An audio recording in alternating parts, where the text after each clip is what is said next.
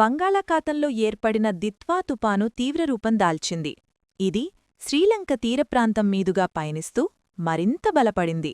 దీని ప్రభావంతో రాగల 3 రోజులపాటు తమిళనాడు, పుదుచ్చేరి తీరప్రాంతాలతో పాటు దక్షిణ ఆంధ్రప్రదేశ్లో అత్యంత భారీ వర్షాలు కురుస్తాయని భారత వాతావరణ శాఖ హెచ్చరించింది. ఈ తుపాను ఉత్తర తమిళనాడు, దక్షిణ ఆంధ్రప్రదేశ్ తీరాలకు అత్యంత సమీపంగా వస్తుందని వాతావరణ శాఖ అంచనా వేసింది.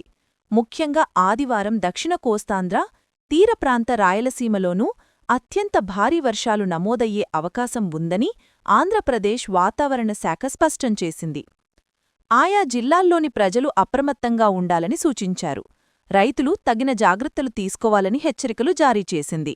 తుపాను తీరం దాటే సమయంలో గంటకు 70 నుండి 80 కిలోమీటర్ల వేగంతో గాలులు వీస్తాయని, కొన్నిసార్లు వీటి వేగం గంటకు 90 కిలోమీటర్లకు చేరుకోవచ్చని హెచ్చరించింది.